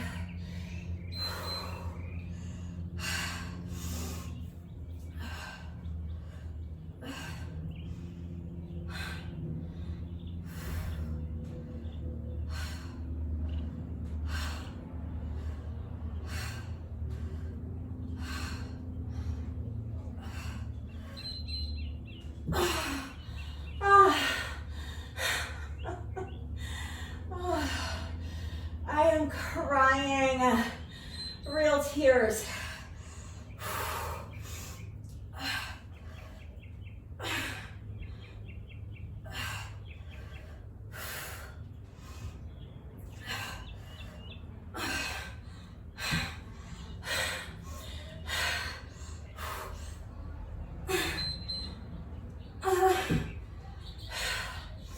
So if it feels better to you to keep your back flat on the mat, you can do that.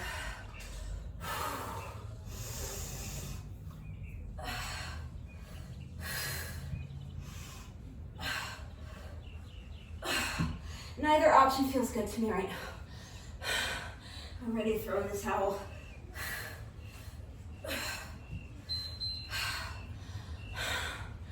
We can't have more than 1 or 2 intervals left. We just can't.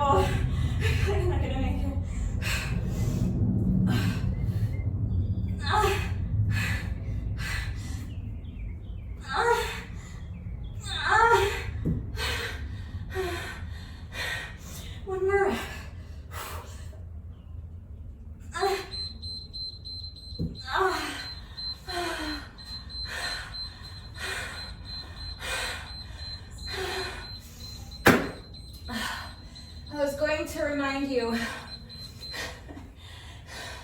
that if it was getting too tough with the added weight, you could always ditch the added weight and just do leg lifts using your own body weight.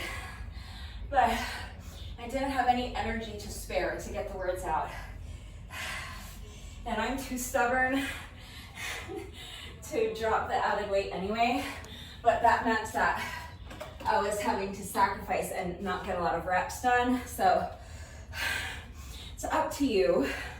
You can always stick with the weight and just get fewer reps done, and it'll be a different kind of workout. Or if you want to keep getting a lot of reps done, you can drop the added weight and just do leg lifts. And then obviously if I had done that, I would have been able to complete more reps.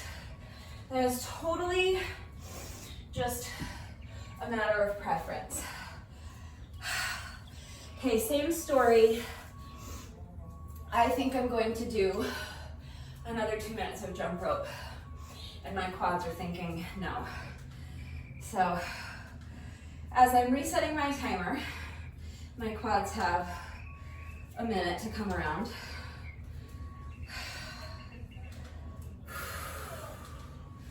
We'll see if they do or not. All right. So timer is reset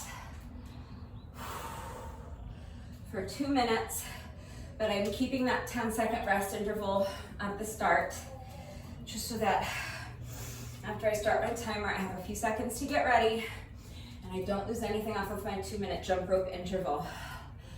All right, my quads, they're doubling down. They're like, we let it slide last time, but it's not happening this time. All right, when you're ready, here we go. 3, 2, 1. This is 10 seconds to get ready. 10 more seconds to shake out the legs and try to get my quads on board with this. And now 2 more minutes of jump rope.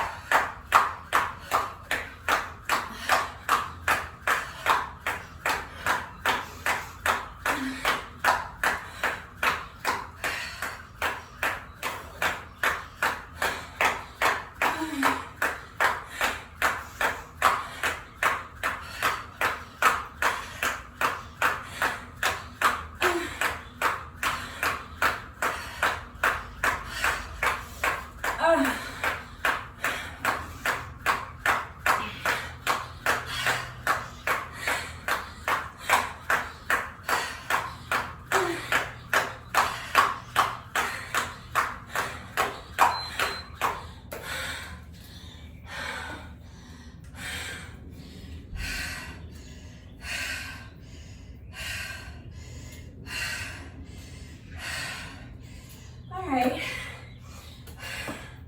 Made it through another 2 minutes of jump rope. So now another 10 Senada get-ups. First, I'm just going to quickly reset my timer so that it's ready to go for our hamstring curls. That's our next weighted exercise. Just 2 exercises left. So again, if you need to towel off, get a sip of water if you want your heart rate to come down a little bit, if you want to allow your breathing to normalize before continuing on, pause the video, come back when you're ready. I'm going to get right into my next set of 10 Senada get-ups.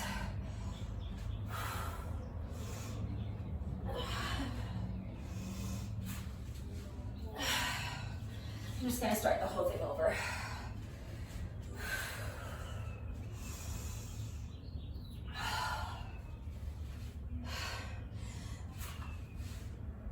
So that's 1, 9 more.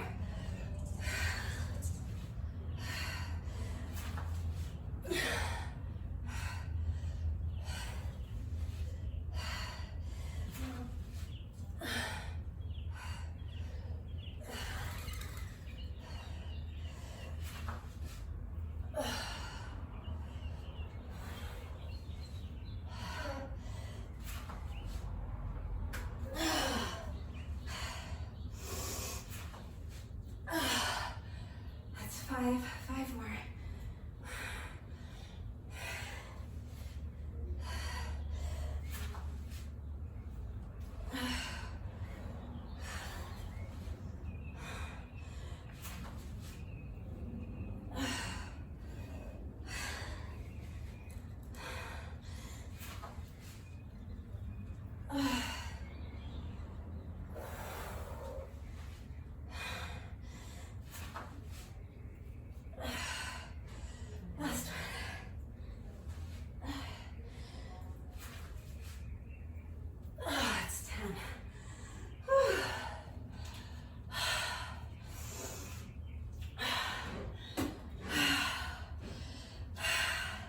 It's a tough exercise.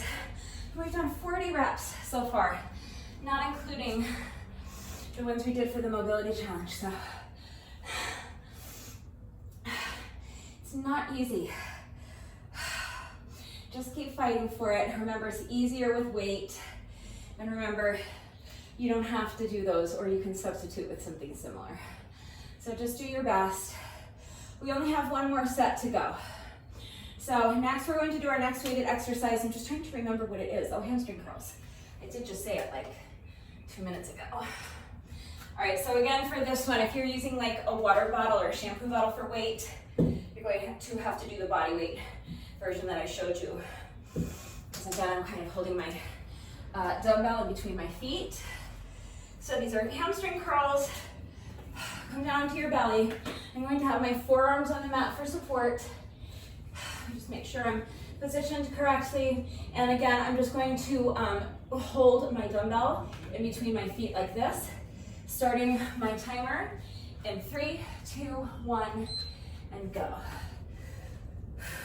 So this is 10 seconds to get ready. Squeeze the dumbbell in between your feet, and now bend your knees and bring the dumbbell towards your booty. Reverse the movement with control.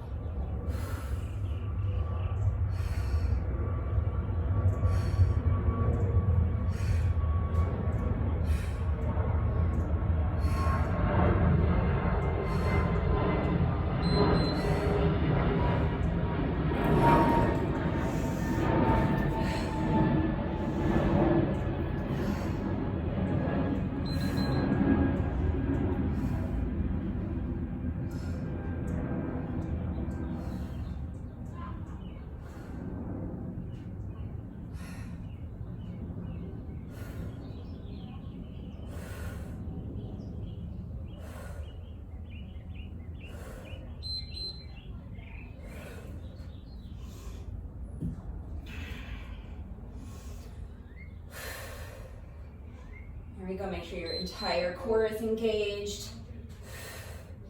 Glutes should be engaged. Make sure every aspect of the movement is completely under control.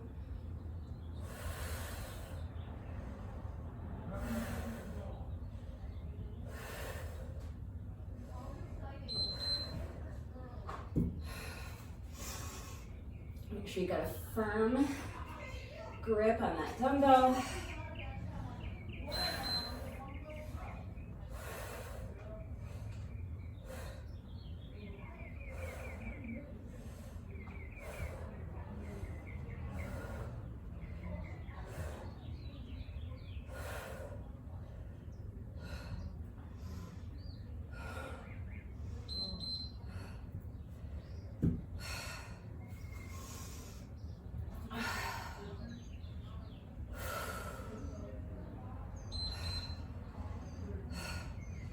This is a tough exercise, but if I'm being honest, after that last one, those weighted leg lifts, it feels like an absolute breeze. Those were so flipping tough. Not only because I have the world's weakest abs, but because my legs were having to do so much work in addition to my abs. So much like strain on my quads.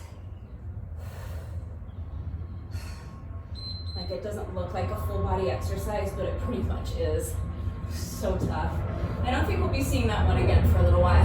I don't want to do it for a very long time. It's gonna give me some time to forget how torturous it was before you see me include it in another workout.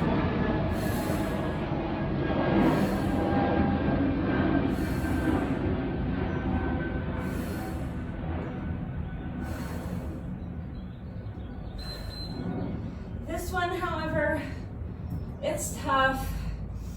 My core is feeling it, my glutes are feeling it, but I'm not crying. So this one we might do again soon. This is our final work interval. Let's push. After this, we have just one weighted exercise left.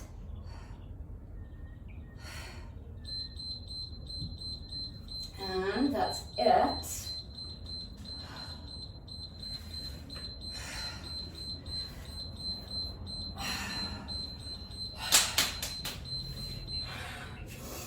My little booty cheeks are like, hello.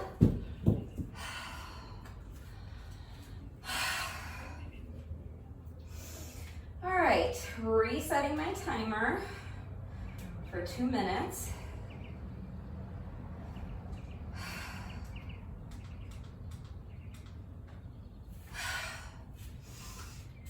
Just one weighted exercise left. So there's 4 weighted exercises we've completed, 5 weighted exercises, we've completed 4 of them already.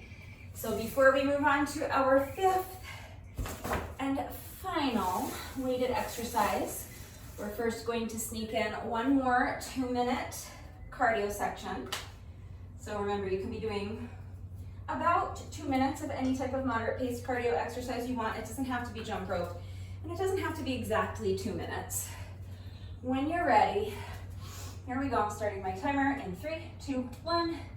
Again, this is 10 seconds. Just to get ready, one more deep breath. And now we're going to jump rope for another 2 minutes.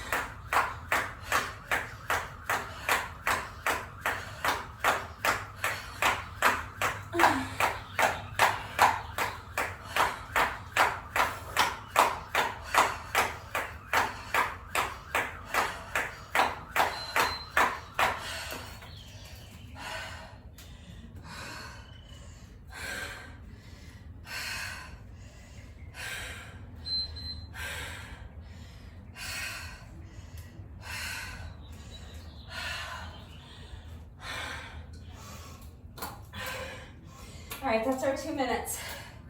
So we just have to repeat that whole pattern once more. So one more weighted exercise to go.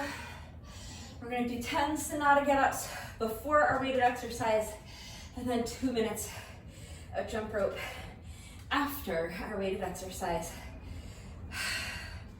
So I'm resetting my timer again. For 10 seconds rest, 20 seconds work, times 8 rounds.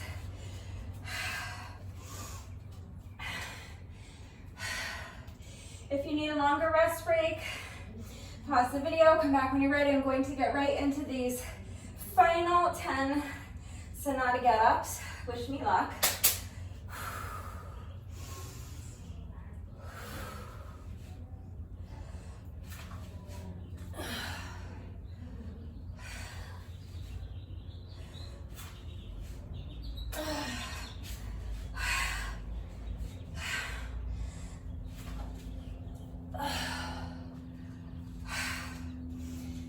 More.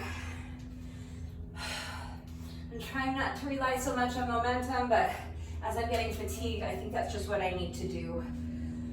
I'm counting those as my first 2, so I'm picking up my count at 2. I'm going to do 8 more.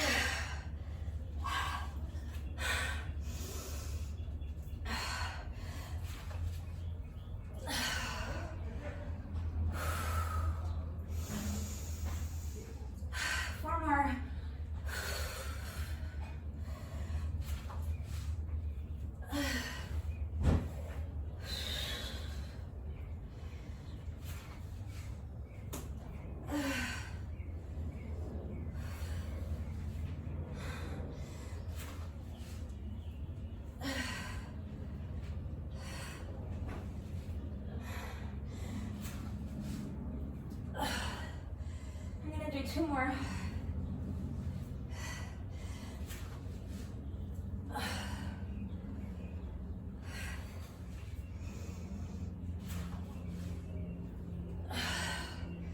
Just because a couple of those reps were super sloppy. Just getting so tired, and it's such a tough exercise, but I knew I was able to do a couple of cleaner reps to kind of make up for those sloppier ones. So that's it. That's our last Senada get up for the day. We've completed 50 of them, which is just amazing. We've completed 50 Senada get ups. We've completed 16 minutes of HIIT. And we've completed 8 minutes of moderate paced cardio with the jump rope. So all we have left to do is 4 more minutes of HIIT. This is our glute bridge march with or without weight.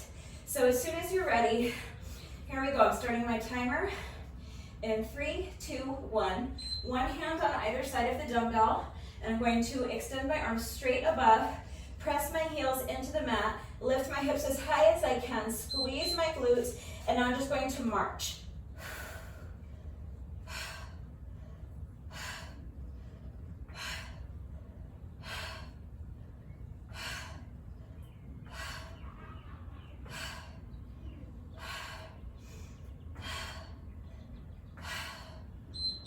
Lower the hips down with control. Rest for 10 seconds. We're gonna do that 7 more times. So lift the weight up overhead, glute bridge raise, and march.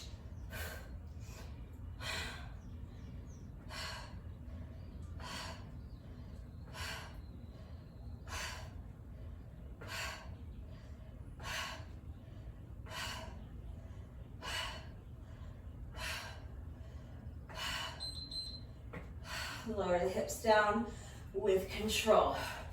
2 down, 6 to go. Do your best.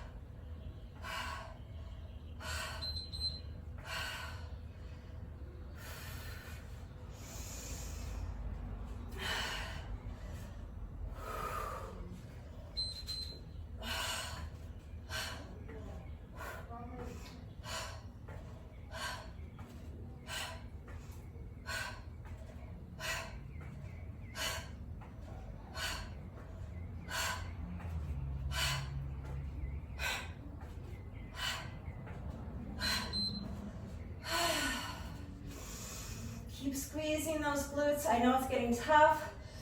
Let's push through. We just have a couple of intervals left.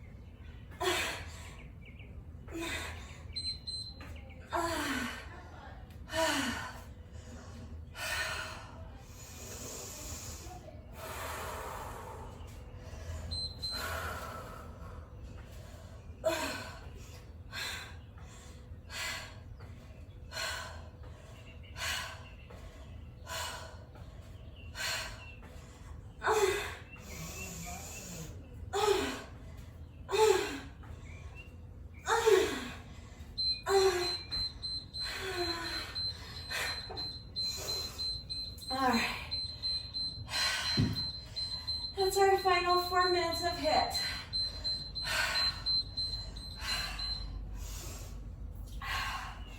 Whether or not you're doing the cardio sections with me, get up. I know it's hard. I'm right there with you, believe me. All I want to do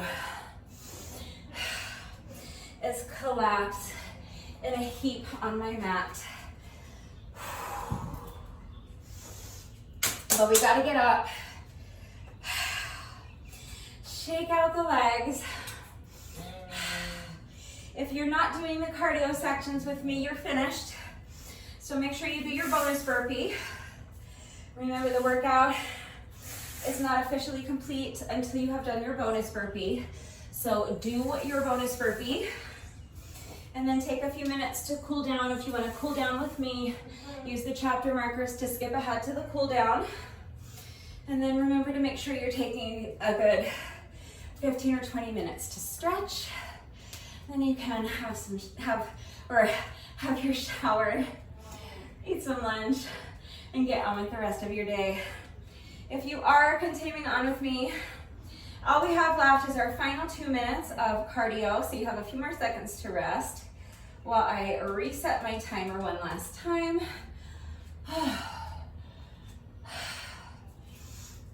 Unfortunately, it only takes a couple of seconds to reset the timer. My legs and my glutes are like not happy about having to do another jump rope section. But it's just 2 more minutes.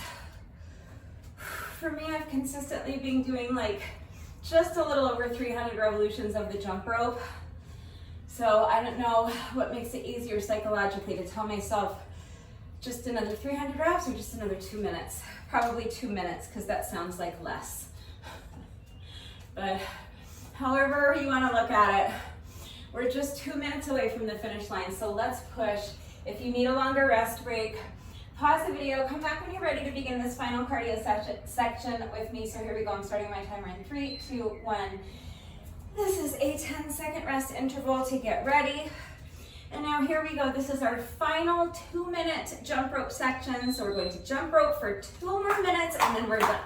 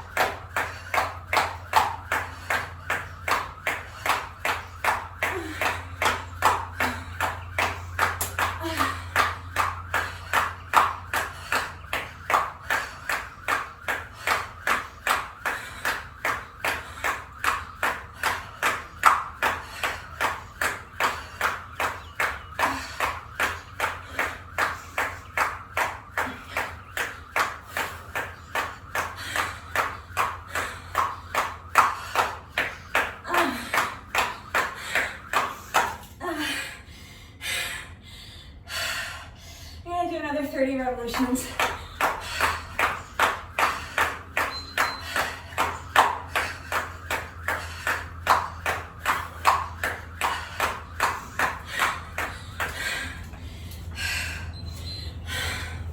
So that was a little bit longer than 2 minutes, but I just wanted to complete 300 revolutions.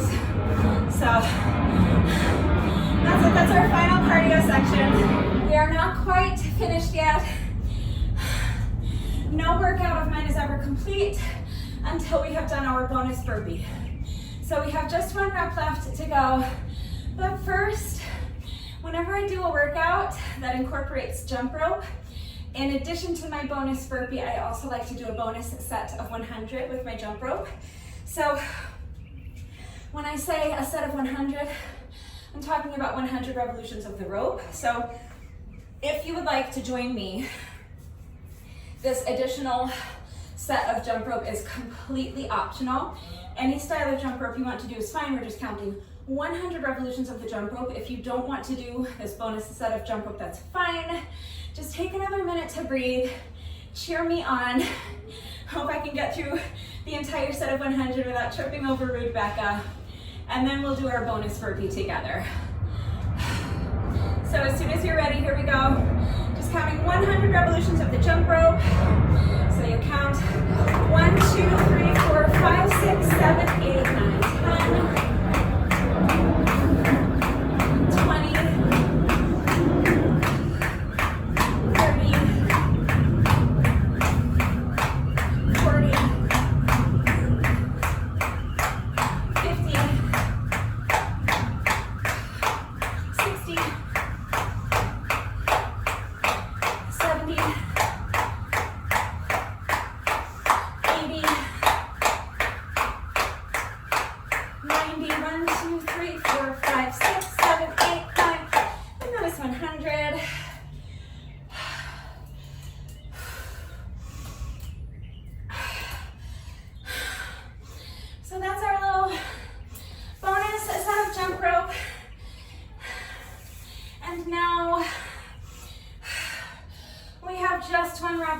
to go. Let's go ahead and do our bonus burpee together, and then the workout will be officially complete. So as soon as you're ready, here we go. This is our final wrap of the day.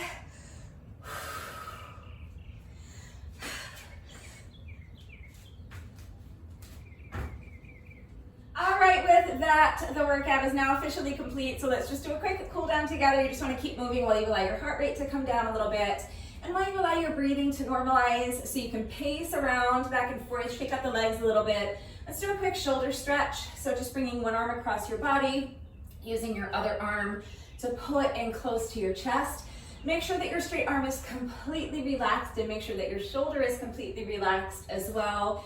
If your shoulder is tense and hunched up here by your ear, you are not going to be able to stretch it effectively. So relax the arm, relax the shoulder, feel that nice stretch in your shoulder, and keep moving. You can see I'm still just kind of shaking out my legs. If your heart rate is still really elevated, it might feel better to pace around back and forth, but you can even just shift your weight from foot to foot. Shake it out. Let's get the other shoulder, so bringing the other arm across your body, use your opposite arm to pull it in close to your chest. Straight arm is completely relaxed, shoulder is completely relaxed, and keep moving. So again, either shifting your weight from foot to foot, shaking out the legs, or pacing back and forth, whatever feels good to you. You just want to keep moving while we're doing these light stretches, and keep focusing on slowing down your breathing. So you do that by breathing all the way down to your belly button. So each time you inhale, I want you to really concentrate on feeling your diaphragm being pulled down. Breathe all the way down to your belly button. So allow your rib cage to physically expand as you inhale, and visualize filling up your entire torso with air, and then use your diaphragm to control the air as you exhale. Shake it out. Let's do a tricep stretch next. So bending one elbow, now place your hand on the elbow and gently pull your elbow towards the opposite shoulder. Make sure that the fingers on your free hand are pointing straight down at the ground. You want to avoid having this free hand hanging out up here somewhere by your shoulder. So point your fingers straight down to the ground as you gently pull your elbow towards the opposite shoulder. Feel that really nice stretch in your triceps. And again, make sure as you're doing this stretch that you're continuing to move, and you're continuing to focus on slowing down your breathing. So let's take one more nice deep breath here. Inhale all the way down to your belly button. Slow, controlled exhale. Come out, shake out the arms a little bit. Let's get the other side. So bending your other arm, place your hand on your elbow and gently pull your elbow towards the opposite shoulder.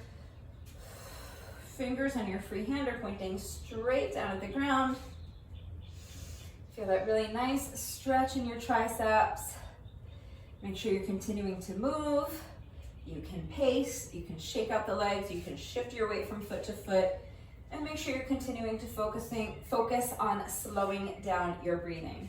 So each time you inhale, really concentrate on feeling your diaphragm being pulled down. Fill up your entire torso with air, and use your diaphragm to control the exhale. Come out, shake it out. We're going to finish with a quad stretch. So if you struggle with balance, you can hold on to the wall for support, or some other strong, sturdy, stable, elevated surface like your kitchen counter, your dining room table, or the arm of your couch maybe.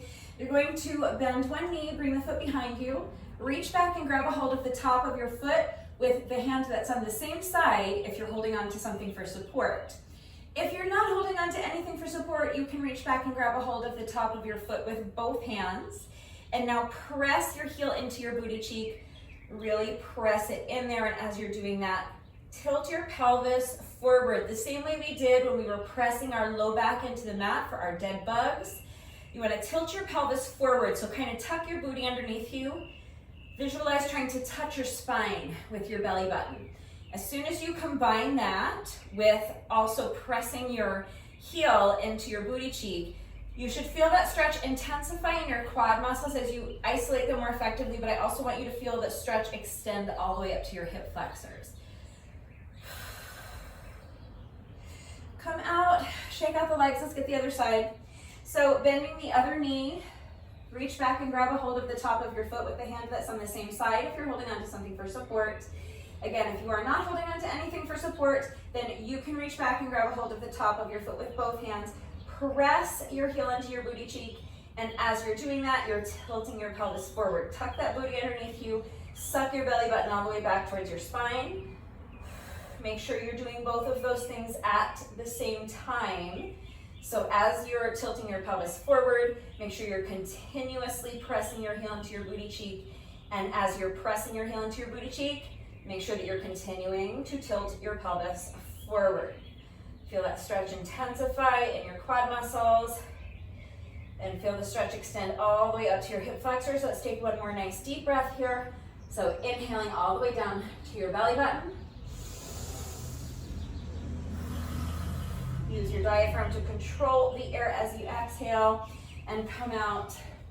And one last time, shake out the legs, shake out the wrists, shake out the arms, swing the arms a little bit. And that is it. That's our little cool down. So if you find that you are still breathing heavily, your heart rate is still elevated, just take a few more minutes to pace around. You can do a little more light stretching if you want. That's a wonderful idea. Just remember that this little bit of light stretching that we do during the cool down does not take the place of a proper stretching routine.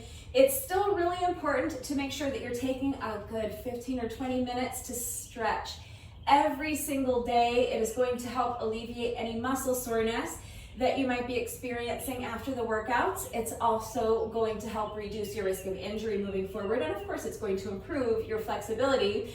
So if you have time to do your stretching right now, immediately after the workout is always going to be the most efficient and the most effective time to get your stretching done because your muscles are already nice and warm from the workout.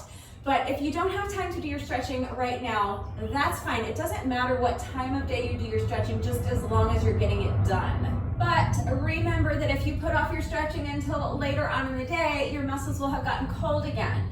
So you will need to take a few minutes to warm them back up before you jump into your stretching routine. You never want to start stretching with cold muscles because your muscles need to be warm in order for them to be pliable so that you can stretch them safely and effectively. So please make sure that you are taking the time to stretch every day, but please be mindful. Please make sure that you are doing so safely. And that's it. That is all I have for you today. I thought this was a phenomenal workout, so I hope you enjoyed it as well. If you did this workout with me today, thank you so much. Please let me know what you thought of it and how you did. If you did the mobility challenge with me today, let me know how you did with that as well. Thank you to everyone who has been working out with me lately. And even if you're not doing the workouts with me, thank you for watching the videos. Thank you for liking and sharing the videos. Thank you so much for all of your wonderful and supportive and engaging comments. It truly does mean the world to me. Thank you to all of my new subscribers. If you are not subscribed already, please subscribe. And of course, a great big thank you to those of you who have been subscribed to my channel for years. Please know that I appreciate you all so very much. And also please remember that if you are not following me on Instagram, follow me on Instagram at BugSusan.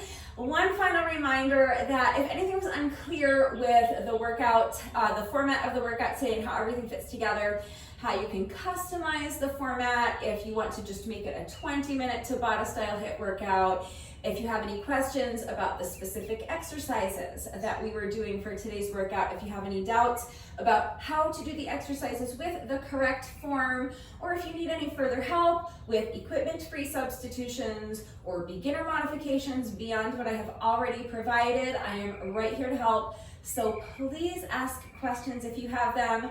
That is going to do it for today. But before I say goodbye, I just have to say one final thank you to those of you who have been watching the videos all the way until the end and commenting with the secret code phrase of the day. So if you are still watching this video, hello. Thank you for watching all the way until the end.